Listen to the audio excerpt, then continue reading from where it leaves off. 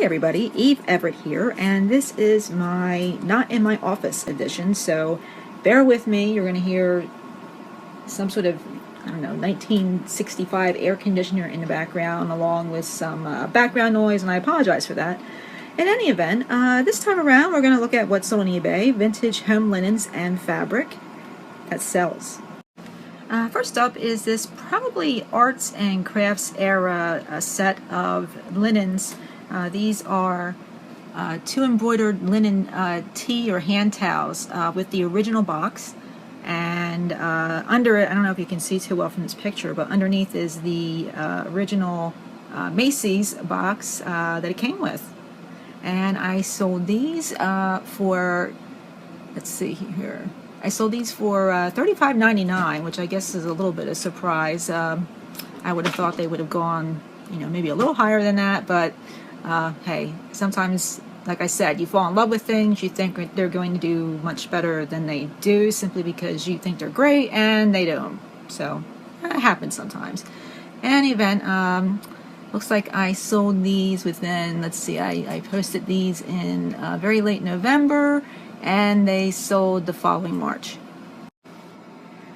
Next are these Canon kitchen towels, and there's a set of, let's see, I think there's a set of 6 of them there. And they have their, as you can see, they had their original labels, and I sold these for $39.99, and it took me about 5.5 months to sell them. You'll see Canon kitchen towels or all kinds of different tea towels all across the board. Be careful when you describe these sorts of towels, because there's a variety of different kinds. There's cotton, there's linen. Linen was preferred often with more of the formal wear when people were drying their dishes because it didn't leave lint behind on them. And also, don't confuse your tea and kitchen towels with what are called huck towels, H-U-C-K. Huck towels are kind of like a lower grade step down from the typical tea towel. So if you use tea towel and huck towel in the same header or description, it might confuse your buyer and it might generate a return. So learn your, quaint 1950s vintage towel terms. This is another thing from a bygone era. There's 3 different doilies there: cake, bread, and another cake. And these often were either put under the cake or they would put them on the top of the cake, depending on the type of cake, of course. And then they would put powdered sugar on top of that to leave like a little design, or sometimes they would just leave them on top. So there are a couple ways to do it. Not many people still use these, but they do bring back good memories, I guess, and they are fairly easy to move. Usually, if you're going to sell them by the piece, you can get anywhere between $6 to $10. What I generally do with mine is I'll get a whole bunch of them together and maybe lot them up with some runners or doilies and so forth, and then sell them as a larger lot. This was part of a larger lot that I sold for $44. Here we have a set of 2 Antimacassars, and these were made in Portugal. They are Madeira. You can see the embroidery on the edges there. And basically what you do with these is, you might have seen your grandmother or your great-great aunt put these on their chairs. And then they put the plastic over top, right? Well, in any event, what these are is you throw them on the back of the chair and sit against it, and then the matching arms will go on the arms of the chair as well. It seems to me to be something that would be a little annoying, but there you have it, and I think they can look quite elegant if they're done the right way. And I had 2 for each set. I had a total of 3 sets, and the same person bought all 3 sets for a total of 6, and I shipped them to the UK, and each set was $39.99. So I ended up making, let's see, somewhere around, oh god, I can't add today, is that terrible? Like $120 or so. I think I might have given her a discount. But in any event, somewhere around there, and of course I shipped it, and I was able to get these into a global priority, so I lucked out there. And quite frankly, I am not sure what this piece was supposed to be.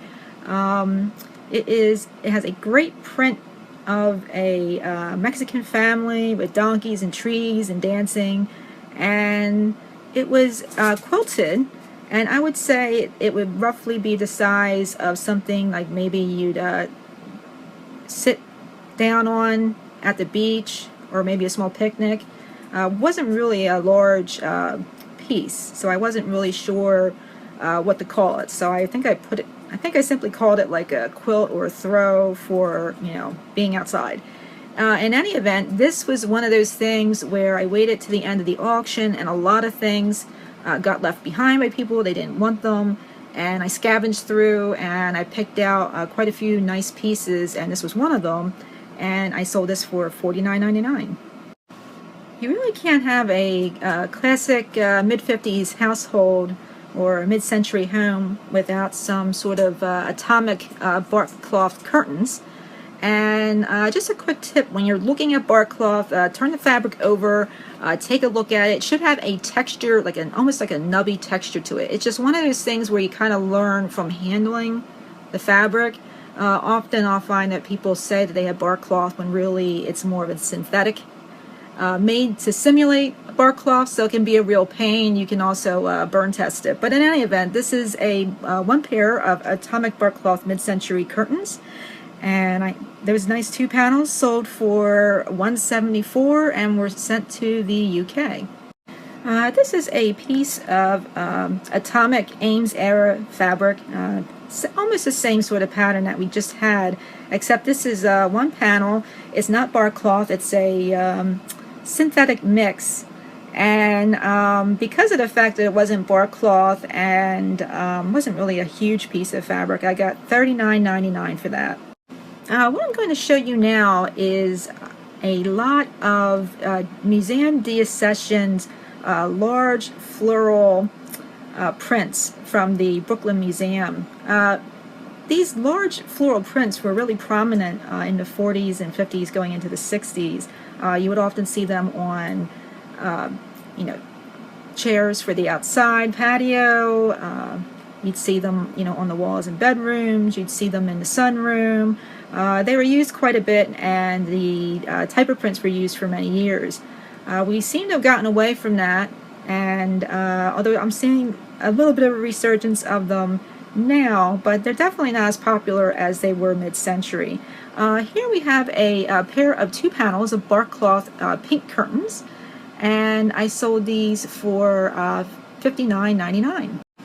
And by the way, finding and reselling curtains does not have to be an elaborate chore. If you get the right ones, you can make quite a bit of money. Now, obviously, would we want to find a whole bunch of Pottery Barn curtains brand new in the package? Yeah, that would make life easy. Unfortunately, as we all know, things often don't work that way. But if you're looking for, something to sell that, is kind of like a sleeper hit, and I'll put it to you this way: this entire lot of large florals that I got in curtains, drapes, and fabric, I sold every single piece. And this particular one, I think, is ghastly. I mean, I have here we have climbing green leaves with blue, and there were 4 curtain panels, and I hated these. They were about 72 inches by 32 inches wide. And again, I had 2 pairs of these, VAT dyed, and I sold these and shipped these to Georgia for $89.99. And actually, this was one of the first things I sold from that lot, and it took me about 3.5 months to get them sold. This is a 1940s blue ribbon entwined among pink peonies, and this one was about 4 yards long, and I was able to get $79.99 from it. This is one of the more unusual pieces of bark cloth that I have sold. Essentially, it was a themed piece of bark cloth about Virginia, and so there was Mount Vernon, there was Monticello, there was a whole bunch of other historical places to visit on this bark cloth.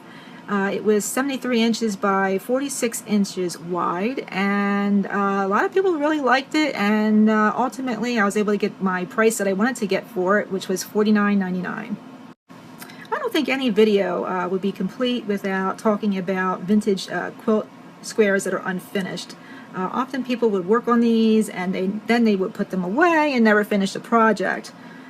I would imagine that's happened to all of us at one point in time. Maybe not with quilts, but you get my drift. Anyway, I recently was able to sell 2 sets of complete states of quilt squares, unfinished quilt squares that had been cross-stitched, and I got $200 for those 2 sets. So they will take those and add them to their quilts.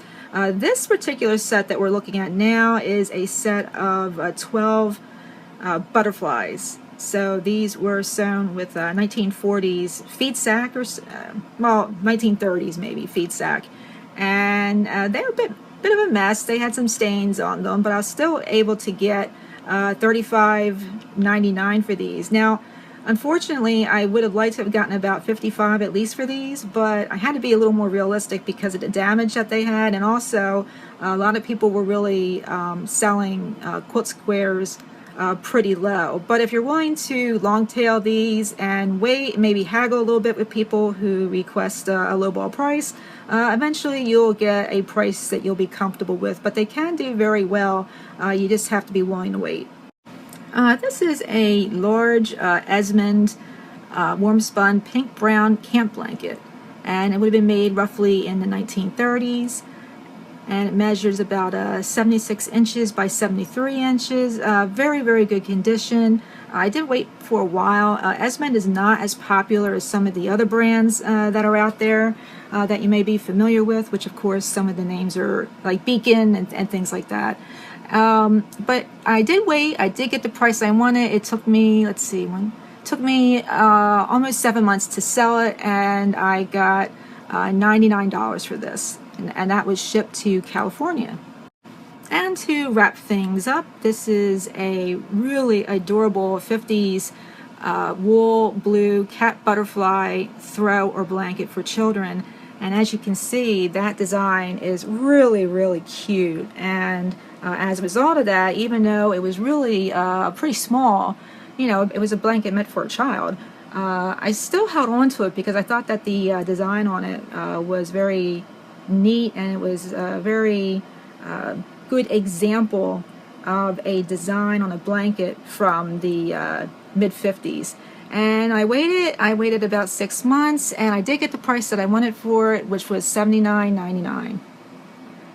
Thanks for watching, everybody, and please subscribe if you have any questions for me. It's Eve at eveeverett.com, and it might take me a few weeks to get back to you, so don't be in a hurry. I will get back to you though. And you know, I also hang out on Facebook on the 1500 group. That's the Reseller Society, and you can find me there if you want to. In any event, hope you subscribe and check back soon. I will have more videos. Thanks.